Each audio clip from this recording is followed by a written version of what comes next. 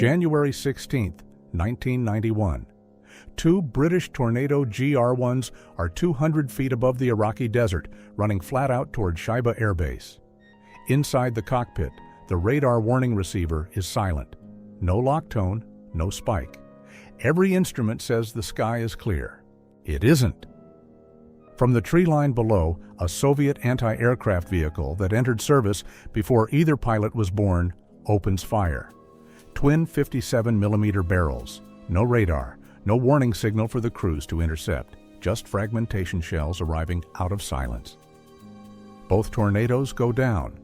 The weapon wasn't a cutting-edge missile system. It wasn't even radar-guided.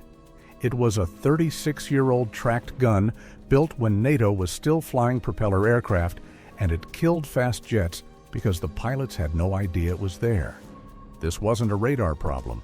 It was a silence problem. In a few minutes, I'll show you the exact design choice that made these guns genuinely lethal. And then I'll show you the flaw the Soviets knew about before the vehicle ever entered service. This is the story of the ZSU-23-4, built to solve a problem Soviet armor commanders couldn't ignore, and why the complete absence of radar turned out to be both its most obvious weakness and, in the right hands, its most dangerous feature.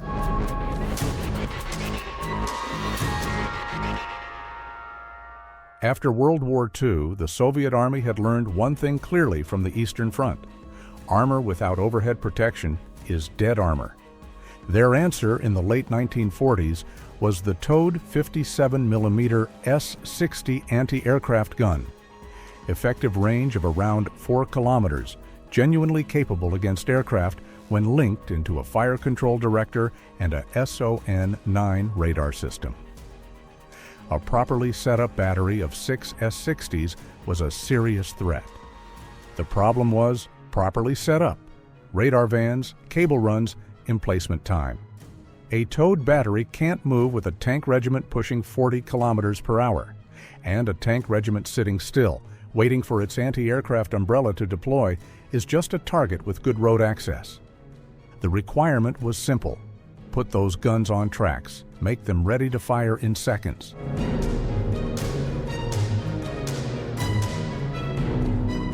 Here's where the engineering gets hard.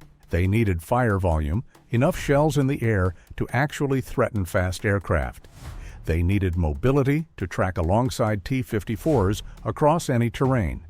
And they needed hit probability, some way to put those shells where the aircraft would be, not where it was. Most systems get two. The ZSU-23-4 tried to get all three. The answer was the S-68, a twin-barreled version of the S-60, mounted in a large open-top turret. The chassis was a modified T-54, but with one road wheel per side removed to save weight. That single change tells you everything about the design priority. They stripped the hull to carry the gun. The gun was the point.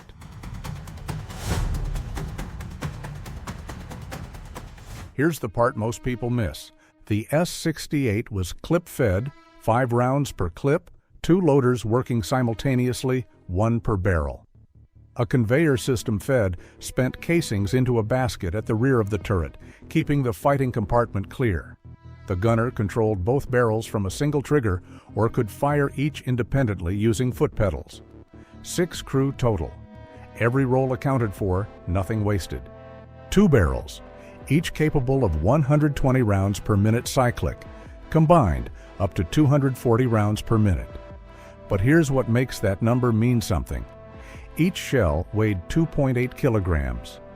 At 57 millimeters, the fragmentation radius of a single HE round means a near miss is already a kill. You don't need to thread the needle. You need to get close. That single fact rewrites the entire accuracy calculation. Elevation ran from -5 to +85 degrees, nearly vertical. Against a low-flying attack aircraft pulling up over a ridgeline, that upper limit mattered more than any radar system. The mechanical reflex sight accepted, estimated aircraft speed and range, calculated a lead angle, and handed the rest to the crew. Crewed by modern standards. Completely independent of any external system. No radar van, no cable run, no electronics team. Just the crew, the sight, and 2 barrels already pointed at the sky. That independence was not an accident. It was the whole idea.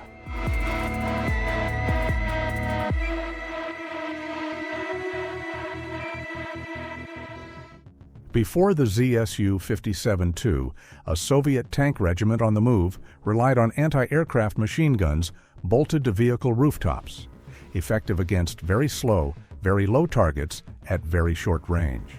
Not much else. After the ZSU-23-4, 4 of these vehicles rolled with the regiment. No setup time, no cables, no external support. Ready to fire within seconds of halting. A curtain of 57mm fragmentation reaching 4 kilometers in every direction, covering the column from low-altitude attack aircraft. The NATO mission planner routing through Soviet armor in 1958 faced a different problem than his 1945 counterpart. The sky over a Soviet column was no longer free.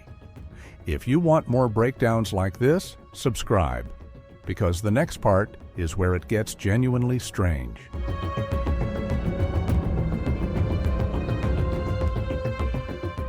The 57mm caliber is a deliberate bet, and it defines the entire system. Smaller caliber AA guns solve hit probability with rate of fire.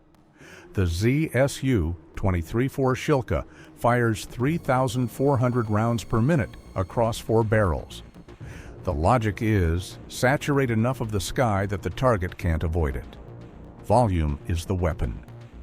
The ZSU-23-4 bet the other way. Fewer rounds, massively heavier, each one so destructive that proximity counts as a hit. This is why an optical sight could work at all. Precision wasn't the requirement, proximity was. Now here's the counterintuitive part. Every radar-guided AA system emits radio waves to track its target. Cold War attack pilots carried radar warning receivers specifically to detect those emissions. The moment a tracking radar acquired them, an alarm sounded and the pilot had options: brake, dive, deploy chaff, run. The ZSU-23-4 emitted nothing. Low-flying attack aircraft using terrain to stay under SAM radar coverage were invisible to those missile systems. They were fully visible to a crew with optical sights. And that crew could open fire with 0 electronic warning to the pilot. No radar spike, no alert tone, just 57mm fragmentation arriving from the tree line at 1,000 meters per second. Silence was the weapon. The shells just finished the job.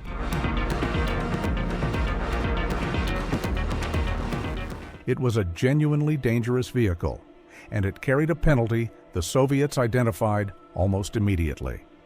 The ZSU-23-4 entered service in February 1955. By 1957, a modernization program was already underway. Because jet aircraft had gotten faster than the design assumed, turret traverse topped out at around 20 to 36 degrees per second. A fast jet crossing at low altitude and 900 kilometers per hour generates angular rates the turret physically cannot follow. The engagement window was measured in seconds, and the crew had to already be tracking before the aircraft appeared. Against subsonic aircraft at moderate altitude, workable. Against a fast jet at low level, the margin was razor thin. Night operations were essentially impossible. The optical sight needed to see the target.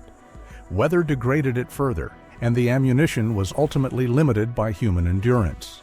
2 loaders, 5-round clips, arms moving as fast as they could. The 240 rounds per minute cyclic rate was theoretical. Sustained practical fire sat at around 100 to 140 rounds per minute, with cooling pauses every 50 rounds. 300 rounds total carried. The modernization program was canceled, not because the problems were solved, because something better was coming. The ZSU-23-4 Shilka arrived in 1965 with integrated radar fire control, 4 barrels, and 3,400 rounds per minute. The ZSU-23-4 was out of Soviet service by the early 1970s. Some hulls ended up as bulldozers. The Americans were working the same problem with the M42 Duster, twin 40mm Bofors on a light tank chassis. Same era, same optical sights, same fundamental limitations. But the design bets were completely different. The Americans bet on rate of fire. More rounds, smaller, faster, fill the sky. The Soviets bet on lethality per round. Fewer shots, but each one capable of destroying an aircraft without a direct hit. Both bets were logical. Both had the same blind spot. Neither could handle fast jets at night. Neither had a solution for ECAM. And both were being outpaced by the aircraft they were designed to kill almost before they left the factory. The ZSU-23-4 won the bet it was designed for, stopping low-level attack aircraft threatening Soviet armor. It lost the longer bet, keeping pace with aviation technology. The Shilka solved that with radar, but the Shilka could be jammed. The ZSU-23-4 never could. Here's why this vehicle keeps showing up in modern conflicts. Armed drones fly slow, fly low, and cost almost nothing. A Shahed 136 loitering munition flies well under the floor of most SAM radar envelopes. Radar-guided systems built for fast jets struggle with small radar cross-sections at low altitude. The engagement geometry is almost identical to what the ZSU-23-4 was built to handle in 1955. This is why these vehicles have appeared in Syria, Libya, and Ukraine. An optical sight cannot be jammed. A 57mm fragmentation shell cannot be spoofed by electronic countermeasures. At low altitude against a slow target that a radar-guided system is struggling to acquire, a crew with clear sky and optical sights has a shot that a Buk battery simply doesn't. The drone era didn't create this problem, it resurrected it. And a vehicle the Soviets retired as obsolete 50 years ago is still providing the answer. January 16, 1991. Shaiba Air Base. British Tornadoes running low to avoid radar-guided threats. Every RWR in every cockpit. Silent. 2 aircraft down. That's why the ZSU-23-4 wasn't just an anti-aircraft gun.